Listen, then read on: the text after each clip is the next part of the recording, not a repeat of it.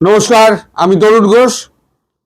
শুনলাম, আমি তো গত দুদিন ধরে কোনো ভিডিও করিনি, শুনলাম যে বাংলাদেশে হামে প্রচুর শিশু মারা গিয়েছে। শেষ খবর আমি যা পেয়েছি গতকাল অবধি 363 জন এরকম একটা কিছু খবর পেয়েছি। আজকে 5টার সময় আবার ব্রিফিং হলে সেটা জানা যাবে, যদিও সেগুলো সব সঠিক খবর প্রচার করা হয় না। সেই ইউনূস সরকারও প্রচার করতেন না, বর্তমান সরকারও প্রচার করেন না, কিন্তু এটা স্বীকার করতে বাধ্য হয়েছেন যে হাসপাতালগুলোতে ব্যান্ডেজ এবং গজ টাকার অভাবে দেওয়া যাচ্ছে না। মানে গজ ব্যান্ডেজ দেওয়ার জন্য টাকার অভাব। এদিকে হামের যে টিকা আর গুটি বসন্তের যে টিকা, সেই টিকা দেওয়ার কার্যক্রম শুরু করেছিলেন শেখ হাসিনা। তিনি তার জন্য পুরস্কৃত হয়েছিলেন বিদেশে এই টিকা প্রদানের জন্য, এবং দেশ থেকে তিনি হাম বিদায় করে দিয়েছিলেন। মোহাম্মদ ইউনূস করলো কি, সেটাকে বন্ধ করে দিল। তার ওই মহিলা স্বাস্থ্য উপদেষ্টা তাকে দিয়ে বন্ধ করে দিচ্ছে। আমার নামটা মনে থাকে না, বন্ধ করে দিল। আর নাম মনে রাখার মতো কোনো কাজ তো করেনি। এতে প্রীতিলতা ওয়েদার নয় যে তার নাম মনে রাখতে হবে। তিনি আজ আছেন, কালকে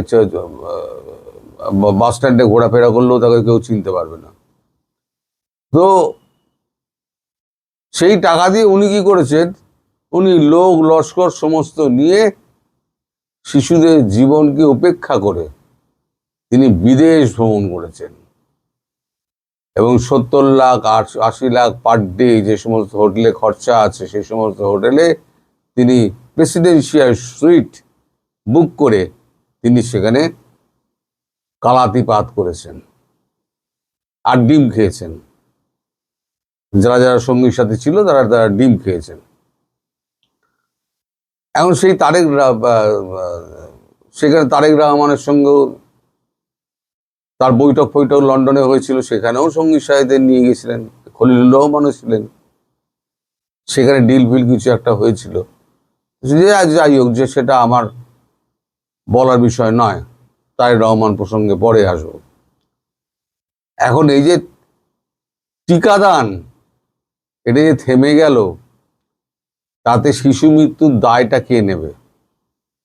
মোহাম্মদ ইউনূস নাকি তারেক রহমান? তারেক রহমানের হাতে তো টাকা নেই, তিনি সরকার কি করে চালাতে হয় সেটাও তিনি জানেন না। 17 বছর দেশের বাইরে, দেশের অর্থনীতির কি অবস্থা, রাজনীতির কি অবস্থা, গ্রাসরুট রাজনীতি এখন কোন লেভেলে আছে, তিনি সেই সম্পর্কে তার কোনো ধ্যান ধারণা ছিল না। তাকে টপ করে এনে বসিয়ে দেওয়া হয়েছে, তিনি বসে পড়েছেন। এখন অর্থ না থাকলে দেশ চলে না, আর কূটনীতি না থাকলে, বিদেশে পরিচিতি না থাকলে, বিদেশে মানে হালে পানি পাওয়া যায় না। এই হালে পানি পাওয়ার জন্যই তাকে কিন্তু ওই খলিলুর রহমানকে রাখতে হয়েছে মন্ত্রিসভায়, যার সঙ্গে মানে আমেরিকা ভারতের সবার সম্পর্ক রয়েছে, এবং বিদেশের বেশ কয়েকটা দেশের সঙ্গে তার তিনি সুসম্পর্ক রেখে চলেন। বাধ্য হয়ে তাকে রেখেছেন, এবং কিছু বাধ্যবাধকতা অবশ্যই ছিল, আমি অস্বীকার করব না। তো এখন যে অবস্থা, এখন ভারতের কানে সেটা গেছে। ভারত এখন ওই যেহেতু মানে ওই উপযাজক হয়ে ভারতের কিছু মানে কাজকর্ম আছে না, উপযাজক হয়ে শিশুদের বেলা আমি তো আপত্তি করব না। ভারত যদি টিকা পাঠায় তাতে পাঠাক। ভারত হামের টিকা, তারপরে গুটি বসন্তের টিকা, এই সমস্ত টিকা ফিকা যদি পাঠায়, পাঠিয়ে দিক, পাঠিয়ে অন্তত শিশুগুলোকে বাঁচাক। কিন্তু যে স্বাস্থ্য ব্যবস্থা যেভাবে ভেঙে পড়েছে না, সেখানে টিকাদান প্রসেসটা আবার পুনর্গঠন করা, সেটা একটা মানে হিমালয়ান টাস্ক যাকে বলে। তার মধ্যে বাংলাদেশ হচ্ছে 2 নম্বর জায়গা। সে টিকা যা আছে তার দেখবেন গভর্নমেন্টের অর্ধেকের বেশি টিকা হাওয়া হয়ে গেছে, যেমন তেল হাওয়া হয়ে যাচ্ছে। যা পাচ্ছে তাই মানে পাবলিক ছেড়ে দিচ্ছে। মানে এটা তো আমাদের দেশ নয়, আমাদের কোনো কোনো ড্রামে কোনো তেল যাবে না, কোনো বোতলে তেল যাবে না, কঠোরভাবে নিষেধাজ্ঞা করা আছে।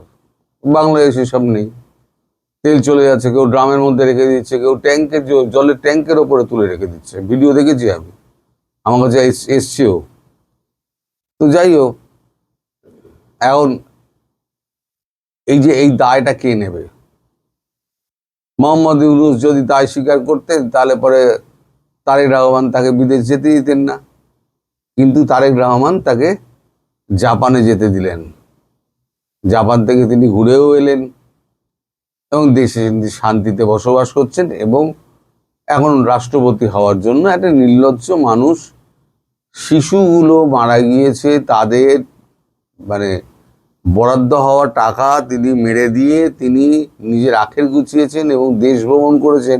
তার এতটুকু আত্মায় লাগে না, তার এতটুকু কষ্টও হয় না। তিনি একটা কঠিন মানুষ। মানে এটা হচ্ছে ওই যে আপনারা বলেন না শয়তান, কি বলেন আপনারা, ওইটা ভুলে গিয়েছি, শয়তান। তিনি হচ্ছেন শয়তান, অথবা জিনও বলতে পারেন, যার উপরে ভর করবে সে গেল, জিনও বলতে পারেন। তা ভারত কোনো রকমে তাকে তো সরিয়েছে, এবার তারেক রহমানকে বসিয়েছে, কিন্তু তারেক রহমান এখন নিজে সবকিছু ঠিকঠাক কিন্তু করছেন না। যে 10টা পয়েন্টের উপরে কথা হয়েছিল, সেই 10টা পয়েন্টের উপরে কিন্তু কথাবার্তা সেরকম এগোচ্ছে না। খলিলুর রহমান আসছেন, এলে পরে তিনি হয়তো বোঝাবার চেষ্টা করবেন, কিন্তু যে হার্ড নাট আমাদের জয়শঙ্করজি এবং বিক্রম মিস্ত্রি, তারা কিন্তু মানে ওই ছেদ কথায় ভুলবেন না। তারা 1 থেকে 10 ওই সমস্ত কটা পয়েন্ট, যেটা 1 নম্বরে শেখ হাসিনার ওই মামলা তুলে নেওয়া, 2 নম্বরে হচ্ছে গিয়ে আপনার তাকে পূর্ণ রাজনৈতিক পরিবেশ দিতে হবে রাজনীতি করার, এই দুটো সহ বাকি 8টা সব কটা প্রতিশ্রুতি পূর্ণ হলে তারপর আগের মতো দেখবেন মাল যাবে। এ তো গেল হচ্ছে আপনার তেল, টিকা, গজ ব্যান্ডেজও পাঠিয়ে দেবে। আমি বলতে ভুলে গেছিলাম, গজ ব্যান্ডেজও ভারত পাঠিয়ে দেবে এবং ওষুধও পাঠিয়ে দেবে।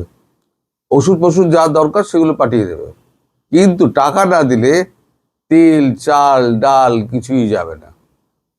বিদ্যুৎ তো কমিয়ে দিয়েছে, কোন দিন দেখবেন টাকা না পেলে পরে টুক করে লাইনটি আদানি কেটে দেবে, কারণ তার তো প্রোডাকশন কস্ট আছে, তাকে তো ব্যাংকে সুদ দিতে হচ্ছে। তো সে লাইনটাকে আমাদের ন্যাশনাল গ্রিডে দিয়ে দেবে, গভর্নমেন্টের থেকে টাকা পাবে, দেবে কেন? এবার আসছে হচ্ছে সারে, এরপর রয়ে গেল সার। আপনারা আমদানিটা করবেন কোত্থেকে? কোন দেশ থেকে আমদানি করবেন? যে দেশ থেকে আমদানি আপনারা সার করুন না কেন, সার আমদানি করুন, সেই দেশ থেকে আনতে গেলে যে খরচা পড়বে তার থেকে অনেক খরচায় কিন্তু ভারত থেকে নিতে পারবেন। কিন্তু ভারতকেও টাকা দিতে গেলে আপনার টাকা নেই, আর দেশকে ভুল বোঝানোর জন্য আপনারা বলে যাচ্ছেন আমরা সার কিনবো, আমরা তেল, আমরা প্রচুর পরিমাণে তেলের আমরা অর্ডার দিয়েছি। আরে টাকা কোথায়? বিদেশি দেশগুলো বসে আছে কি তাই মানে আপনার ক্ষয়রাতি করার জন্য বাংলাদেশকে? কেউ ক্ষয়রাতি কেউ দেয় না। আসলে যে সব টাকার ওপর চলে। তা মাল ফেলো করি মাগো তেল যাকে বলে, মাল নেই, দেশ দেউলিয়া। এখন কদিন এই অবস্থায় চালাতে পারবে সেটা নিয়েও প্রশ্ন দেখা দিয়েছে। দেশ খুব বিপদে, কিন্তু খুব বিপদে। এরপরে আবার গঙ্গা চুক্তি আছে, গঙ্গা চুক্তি যদি নবায়ন না হয় তাহলে গ্রীষ্মকালে কি অবস্থা হবে বুঝতে পারছেন? আপনাদের খাল, বিল, পুকুর সমস্ত শুকিয়ে যাবে গ্রীষ্মকালে। চারদিক দিয়ে যদি এরকম ঘেরা পড়ে যায়, তারেক রহমান কতদিন চালাবেন? তারেক রহমান চালাবেন কতদিন? আপনারা নিজেরাই ভাবুন, যে নিজেদের পায়ে আপনারা কুড়ুল মেরেছেন। কেন বলছি জানেন? যখন শেখ হাসিনা যখন ছিলেন না, তখন গায়ে হাওয়া লাগিয়ে আপনারা ঘুরে বেরিয়েছেন। তখন টোস্কা পর্যন্ত পড়েনি গায়ে, তখন খুব খারাপ লেগেছিল। মহিলা প্রধানমন্ত্রী, দেশটাকে ভারতবর্ষের কাছে বেঁচে দিয়েছে, এখনো শুনছি নাকি তেল নাকি ভারতবর্ষে চালান হয়ে যাচ্ছে। তেল ভারতবর্ষে পাচার হচ্ছে, আমি শুনলাম। তো যাই হোক, আরো আরো আরো কত কিছু শুনতে হবে। ভারতবর্ষকে তেল পাচার করছে। আর এবার তখন তো প্রধানমন্ত্রী খুব খারাপ ছিলেন, প্রধানমন্ত্রীকে আপনারা উৎখাত করলেন, তিনি চলে এলেন। এবারে তো আপনাদের পুরুষ প্রধানমন্ত্রী এসছেন, তিনি কেমন চালাচ্ছেন। আপনারা একটু ওই লাল বদরের দেশ যারা বলেন না, তারা ঠিকই বলেন। এই লাল বদরের দেশ, আপনারা একটুখানি ওই পেট্রোল পাম্পের ওখানে বিছানা পেতে শুয়ে থাকুন, আর পেট্রোলের জন্য লাইন দিন, আর মারামারির ধস্তাধস্তি করুন। এবার এখন তো ওই গাড়ির ড্রাইভার পেট্রোল পাম্পের ম্যানেজারকে গাড়ির তলায় ফেলেছে। এরপরে দেখবেন যে মানুষের ওখানে মারামারি হচ্ছে, প্যান্ট জামা ছিঁড়াছিঁড়ি হচ্ছে 2 লিটার পেট্রোলের জন্য। সেদিন আসছে। ভারতের কাছে তেল আছে, গ্যাস নেই, তেল আছে প্রচুর, কিন্তু ভারতবর্ষ তেল দেবে না। টাকা না দিলে তেল দেবে কেন? আপনারা তো ক্রেডিট লাইন চেয়েছিলেন, এই জন্যই তো ক্রেডিট লাইন চেয়েছিল তারেক রহমান, কিন্তু ক্রেডিট লাইন দেবে কেন? না, আমাদের শেখ হাসিনাকে যে ক্রেডিট লাইন যে দিয়েছিলেন, একজন লিখেছেন আমার $8 বিলিয়ন। আমি বলেছিলেন যে আমার মনে নেই, উনি আমায় লিখেছেন যে $8 বিলিয়ন ক্রেডিট লাইন দিয়েছিলেন। তা 8 বিলিয়ন কেন, যদি $2 বিলিয়ন $4 বিলিয়ন ক্রেডিট লাইন দেয়, তাহলে পরেও বাংলাদেশ উতরে যাবে। কারণ মালটা বেচে তারপরে পয়সা দাও। আর IMF যদি আপনাকে লোন দেয়, এশিয়ান ডেভেলপমেন্ট ব্যাংক লোন দেয়, তাহলে পরে আপনাকে গুনে গুনে সুদের পয়সা করে দিতে হবে। সেক্ষেত্রে কি হবে, আপনার ওই তেল থেকে খাদ্য অবধি সবগুলোর উপরে গিয়ে আপনার দামগুলো চড়া হবে, কারণ ওখান থেকে তো পয়সাটাগুলো ফেরত দিতে হবে। তাহলে মানুষ খাবে কি, আর কিনবে কি, পড়বে কি? তখন ছেঁড়ালাত নিয়ে বেরোবে না। সেই দিনটার জন্য আমরাও অপেক্ষা করছি যে আপনারাই ঝেঁটিয়ে এই সরকারকে বিদায় করুন এবং শেখ হাসিনাকে ফিরিয়ে আনুন। আপনারাই একদিন বলবেন, 2 হাত তুলে শেখ হাসিনা আপনি ফেরত আসুন। আপনারাই বলবেন, আমাদের কিছু বলতে হবে না। আমরা তার খাইনি, মানে আমরা অন্য ভাবে নেবেন না। আমরা তার গুণগান করি তার কাজকর্মের জন্য, তার অপকর্মের জন্য যেমন ইউনূসের করি, তেমনি গুণগান করি শেখ হাসিনার জন্য, যে তিনি দেশটাকে একটা অনন্য পর্যায়ে নিয়ে গেছেন। আপনার সহ্য হলো না, সুখে থাকতে ভূতে গিলায়। এখন ভূতে গিলিয়েছে, কিল খান, ভূতের কিল খান আর হজম করুন। সবাই ভালো থাকবেন, নমস্কার।